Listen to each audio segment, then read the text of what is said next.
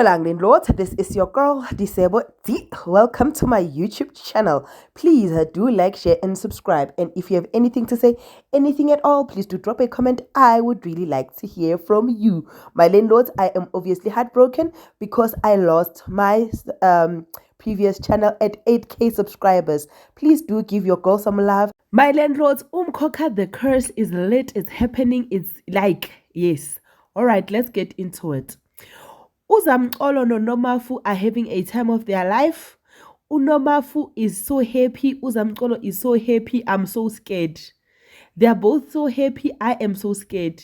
Ask why I'm so scared. I can't really know what this is the week that something was happen to Umabus. And I'm not ready. Like, I'm just not ready. But Ugirl has done everything and everything to make her husband happy this weekend. Like, this is the best birthday Uzamxolo can ever have. Like, the best birthday for Umkhululi.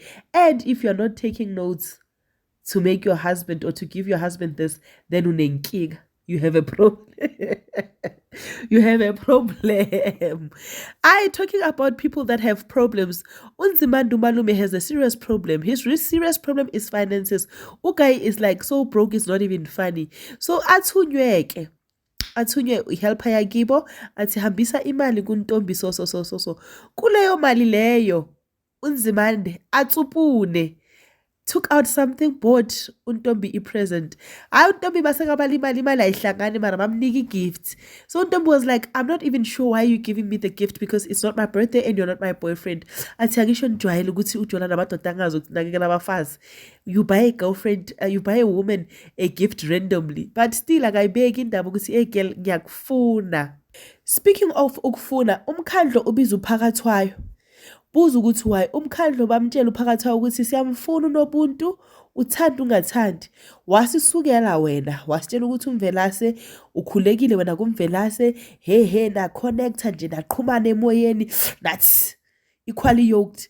Now that you were equally yoked and what when umvelase ukhethe ugatsheni he njani umntana wakho wavuma amalobolo wafika aphelele kashoti nesheleng nenkomo eyi1 ingashoti umntana wakho walotsholwa kwayenzeka lokho kumele kwenzeke wena manje umntana wakho uzositshela le nonsense asitshela yona uthanda ungathandi wena Phakathwayo uzomletha lapha kaGumede and uzosina khona uzoba unkosikazi walaphiyana yo Phakathwayo like literally put in a corner athatha inyawo zakhe ke naye uNdlovu ayobuza ke uNobuntu azama ukuncenga uNobuntu azama ukuncenga uNobuntu akancengeki azama ukuncenga uNobuntu akancengeki mara azamtshela ukuthi unfortunately ke you are my wife when I paid lobolo for you azatshele no Phakathwayo again ukuthi this is my wife ukuthi nimfikisa kanjani le I don't know uPhakathwayo abona ukuthi the only way ukuthi ngikhulume nalo girl hayi man amncenge uPhakathwayo amarinate ugirl angamarinateki uPhakathwayo athi I cannot believe you are doing this to me after everything that I've done for you. Like I'm not even expecting you to go to this extent. I'm not even expecting you to drag me to filth like this. But however you are doing it, my daughter, just know ukuthi this decision ewiyenzayo means ukuthi mina as uPhakathwayo I'm no longer your father. Every decision you take in your life don't involve me. Uyazala, uyashada, uyathwasa, ordainwa.